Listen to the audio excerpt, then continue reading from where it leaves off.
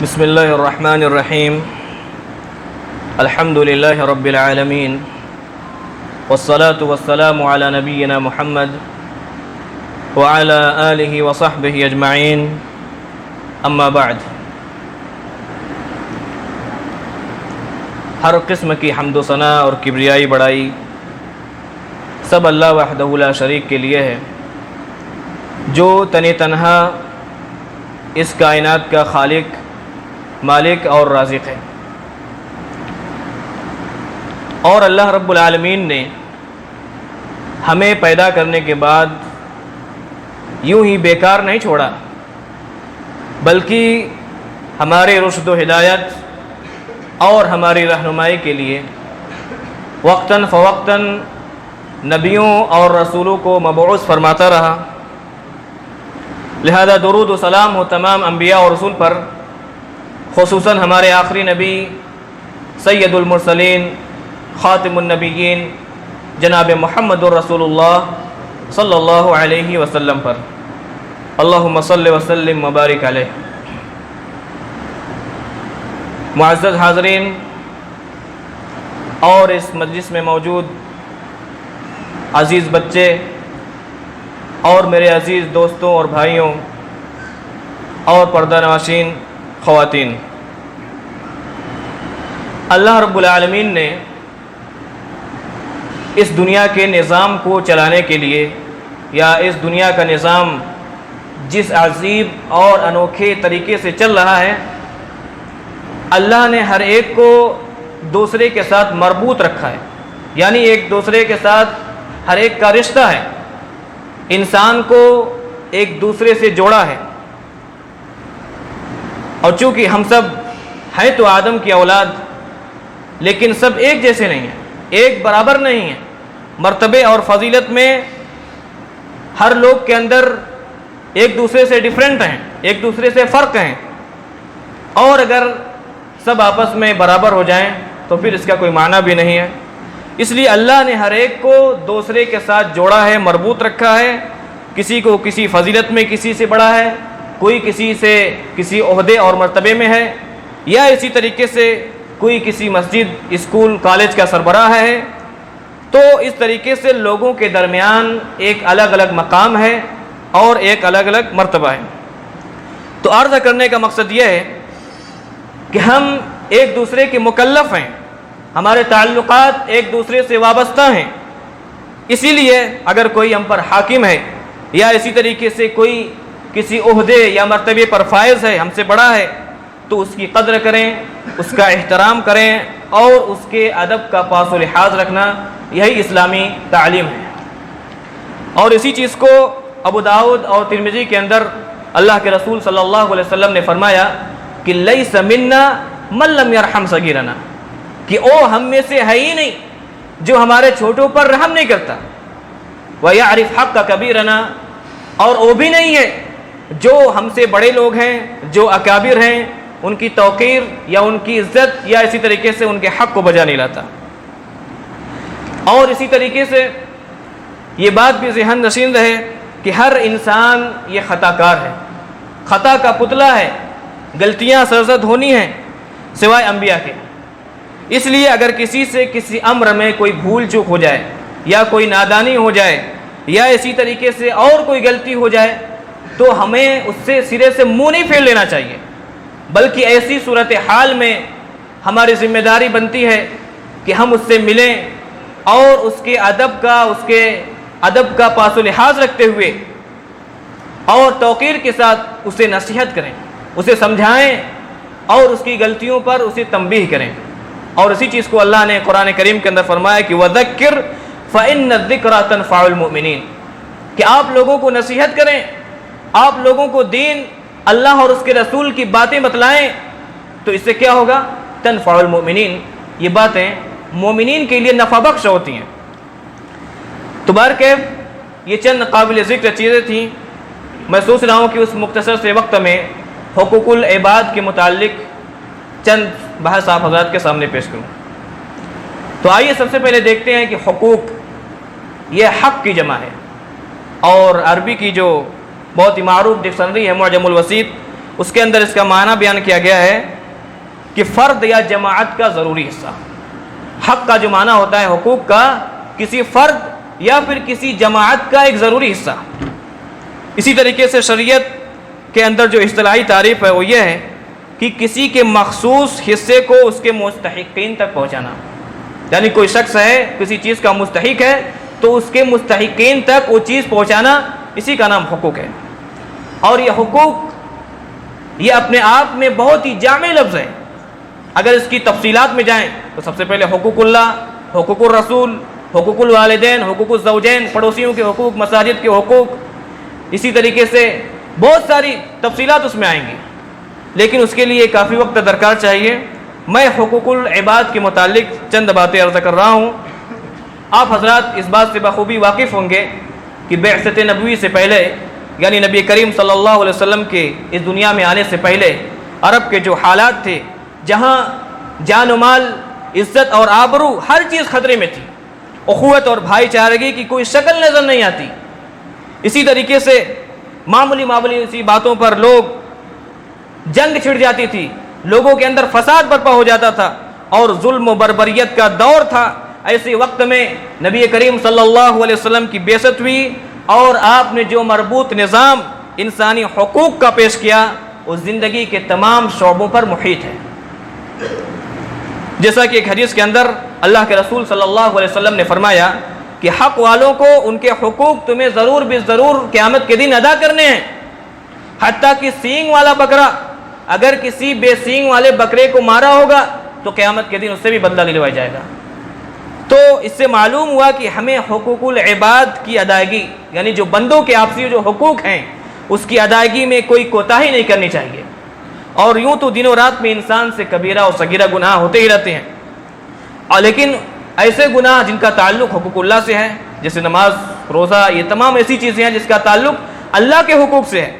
تو اگر اس میں کوئی کوتاہی ہو گئی تو اللہ رب العالمین چاہے تو اس پر معاف کر دے اور چاہے تو اس کی سزا دے.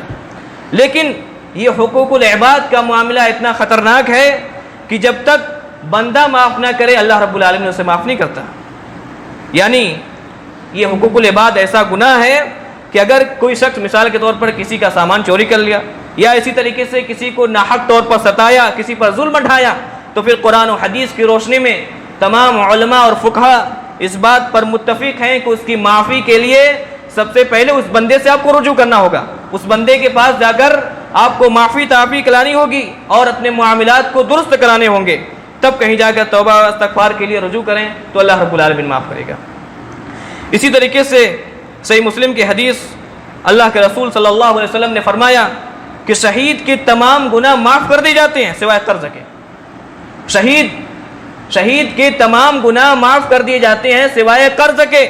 یعنی اگر کسی شخص کا کسی کے ذمے کوئی قرض ہے تو جب تک وہ ادا نہیں کر دیا جاتا اللہ رب العالمین اسے معاف نہیں کرتا.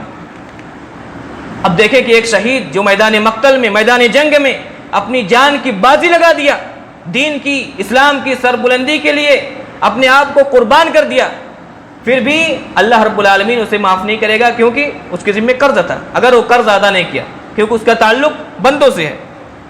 تو اسی طریقے سے چاہے کتنا ہی بڑا عمل کر لیا جائے لیکن اگر بندوں کے معاملے میں کوئی کوتاہی، کوئی چوک رہی ہوگی تو پھر اس کی ادائیگی بہت ضروری ہے.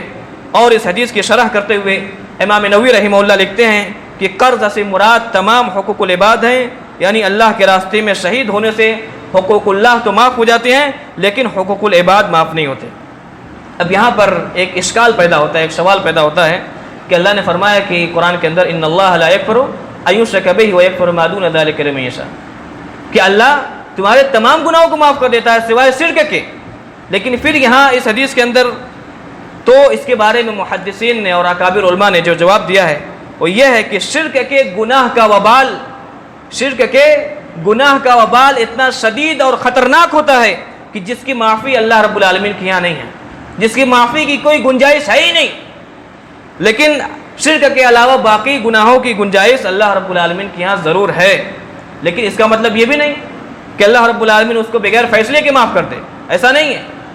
جیسا کہ قرآن کریم کے اندر اللہ نے فرمایا ایک مقام پر کہ وَإِذَا الْمَوْءُودَةُ سُئِلَتْ بِأَيِّ ذَنبٍ قُتِلَتْ، کہ جب زمین میں زندہ درگور کی جانے والی لڑکیوں سے پوچھا جائے گا کہ بتاؤ بِأَيِّ ذَنبٍ قُتِلَتْ، تمہیں کس جرم کی پاداش میں تمہیں قتل کیا گیا؟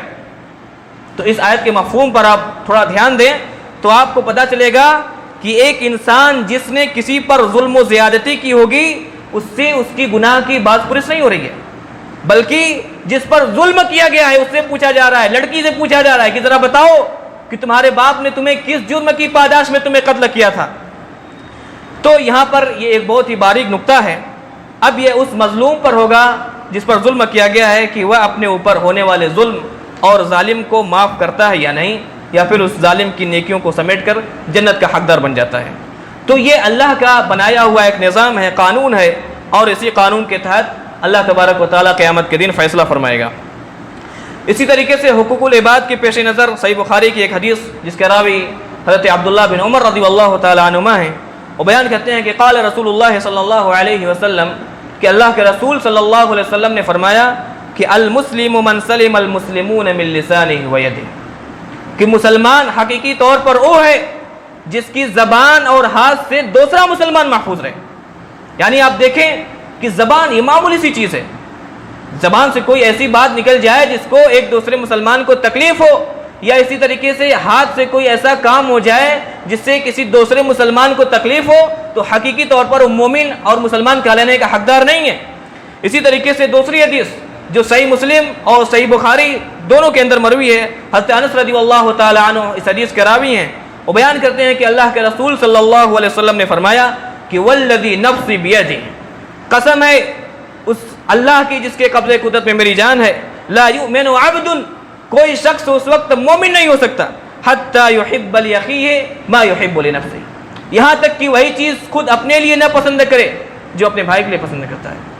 یعنی اس حدیث کے اندر دیکھیں کہ ایک طرح سے احساس دلایا گیا ہے کہ ایک مسلمان ایک مومن کا تقاضا یہ ہے کہ جو اپنے لیے پسند کرتا ہے وہی دوسرے کے لیے بھی پسند کرے۔ اگر اپنے لیے وہ چیز پسند نہیں کرتا تو ذرا دل کے اندر جھانک کر دیکھے، احساس کرے کہ وہ دوسرے کے لیے کیسے وہ کام کر رہا ہے۔ اسی طریقے سے سورہ بروج کے اندر اللہ تبارک و تعالیٰ نے فرمایا کہ ان الذین فتنوا المؤمنین والمؤمنات، کہ جن لوگوں نے مومنین مردوں کو یا مومن عورتوں کو تکلیف دی، ثم لم یتوبوا، اور پھر توبہ کیے ہوئے مر گئے، فلہم عذاب جہنم ولہم عذاب الحریق، تو ان کا ٹھکانہ کیا ہے؟ ان کو جہنم میں ڈالا جائے گا، ولہم عذاب الحریق، اور آگ میں جلنے کا عذاب ان کو ہوگا۔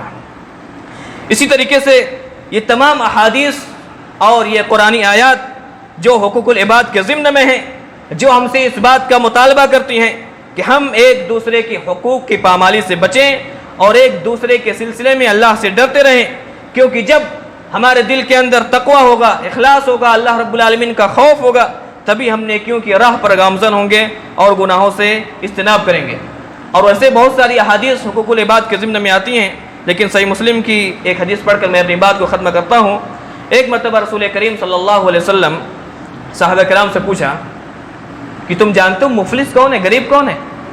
تو صحابہ نے کہا کہ اللہ کے رسول آپ زیادہ بہتر جان سکتے ہیں، بلکہ یہ کہا کہ مفلس شخص وہ ہے جس کے پاس مال و متاع نہ ہو، سامان نہ ہو، مال نہ ہو، دنیاوی سامان نہ ہو، تو مفلس ہے، غریب ہے۔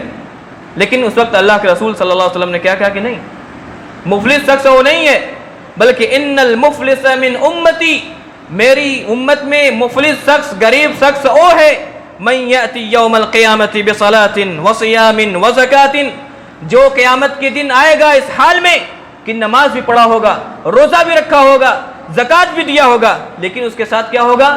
وَيَأْتِ قَدْ شَتَمَ هَذَا، لیکن اس نے اس کے ساتھ کسی کو گالی دی ہوگی، وَقَذَفَ هَذَا، کسی پر بہتان تراشی کی ہوگی، کسی پر الزام لگایا ہوگا، وَأَكَلَ مَالَ هَذَا، یا پھر کسی طریقے سے کسی کے مال کو ناجائز طریقے سے کھایا ہوگا، وَسَفَكَ دَمَ هَذَا، یا کسی کا ناحق خون بہایا ہوگا، قتل کیا ہوگا، وَضَرَبَ هَذَا، یا پھر کسی کو مارا ہوگا۔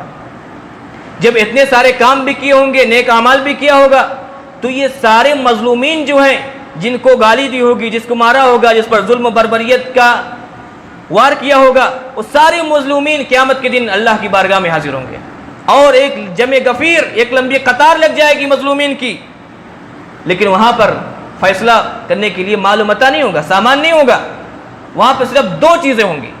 ایک تو انسان کی نیکیاں اور دوسری برائیاں. اب کیا ہوگا کہ جتنے بھی مظلومین ہیں اس کی وہ سب جب مطالبہ کریں گے کہ اس نے مجھے دنیا کے اندر تکلیف دی، مجھے مارا پیٹا یا اسی طریقے سے مجھے گالیاں دیں، تو لوگوں وہاں روپیوں پیسوں اور مال و دولت سے ان کے درمیان فیصلہ نہیں کیا جائے گا، بلکہ اسی کے بقدر اس کی نیکیاں اٹھا کر کے ان کو دے دی جائیں گی. یعنی کسی کو گالی دی ہوگی تو اسی کے بقدر نیکیاں اٹھائی جائیں گی، اس کو دے دی جائیں گے. اس طریقے سے وہ چلا جائے گا. اسی طریقے سے کرتے کرتے اس کی ساری نیکیاں ختم ہو جائیں گی، لیکن مظلومین کی تعداد ابھی باقی ہوگی. پھر اللہ رب العالمین ان کے گناہوں کو اسی کے بقدر اٹھا کر اس شخص پر ڈالے گا جو دنیا کے اندر بہت نیک عمل کرتا رہا ہوگا لیکن حقوق العباد کے معاملے میں کوتاہی کی ہوگی. تو اس طریقے سے سارے گناہ اسی کے بقدر اٹھا کر اس شخص کو دے دیے جائیں گے. پھر مظلومین ختم ہو جائیں گے. اس کے بعد کیا ہوگا؟ ثم طرح فی النار. ایک تو اس کی نیکیاں بھی ختم ہو گئی اور پلس دوسرے کے گناہوں کا بوجھ بھی اس پر لا کے ڈال دیا گیا. ثم طرح فی النار. پھر اسے جہنم کے اندر پھینک دیا جائے گا. تو یہ قیامت کے دن سب سے بڑا مفلس اور غریب شخص ہوگا جس کی یہ حالت ہوگی.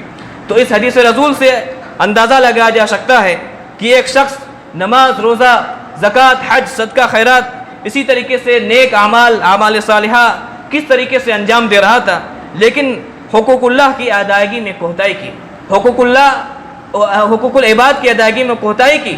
حقوق العباد جو بندوں کے حقوق ہیں اس کو صحیح طریقے سے ادا نہیں کیا، ایک دوسرے پر لعن طعن کیا، ایک دوسرے پر ظلم کیا، تو لوگوں کو جو کام جائز نہیں تھا لوگوں کو ستایا.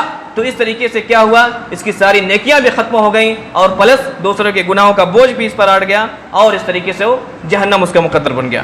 تو اس لیے ضرورت اس بات کی ہے کہ ہم اللہ کے حقوق کے ساتھ ساتھ بندوں کے حقوق کو پہچانیں اور اپنے آپ کا محاسبہ کریں، اپنے آپ کو جانچیں کہ کہاں ہم سے کہاں کوتاہی ہو رہی ہے، کون سی ایسا کام ہم سے انجام ہو رہا ہے جو کسی بندے کو ہم سے تکلیف ہو رہی ہے نہیں ہو رہی ہے. اپنے آپ کا جائزہ لینا چاہیے، محاسبہ کرنا چاہیے. اور اگر کسی سے کوئی کوتاہی ہو بھی گئی تو آج بلکہ ابھی اس شخص سے جا کر ملے، اس سے معافی تلافی کرائے. جیسے مثال کے طور پر اگر کسی نے کسی کا سامان چوری کر لیا، کسی سے بنا پوچھے کوئی سامان لے لیا، تو اس کے پاس جائے اور معذرت کرے کہ میں پہلے اس طرح کا تھا لیکن ہمارا اسلام اس کی اجازت نہیں دیتا. اس کے پاس جائے، جا کر معافی تلافی کرائے، وہ مال دے دے. یا اسی طریقے سے کسی کو گالی دی ہو، کسی کو اپنی زبان یا ہاتھ سے تکلیف پہنچایا ہو، تو موت آنے سے پہلے اس بندے سے جا کر مل کر اپنے معاملات کو درست کر لے. کہیں ایسا نہ ہو کہ موت کا فرشتہ آ جائے اور پھر ہمارے حسرت کے اس دنیا سے جانا پڑے اور آخرت میں ہم خسارے اٹھانے والے میں سے ہو جائیں. تو اللہ رب العالمین سے دعا ہے کہ الہ العالمین ہم سب کو حقوق اللہ کی ادائیگی کے ساتھ ساتھ بندوں کے حقوق کو سمجھنے اور ان کے حقوق کو ادا کرنے کی توفیق عطا فرمائے. آمین یا رب العالمین. واقول قولی هذا واستغفر الله لي ولكم ولسائر المسلمين من كل ذنب فاستغفروه انه هو الغفور الرحيم. والسلام علیکم ورحمۃ اللہ وبرکاتہ.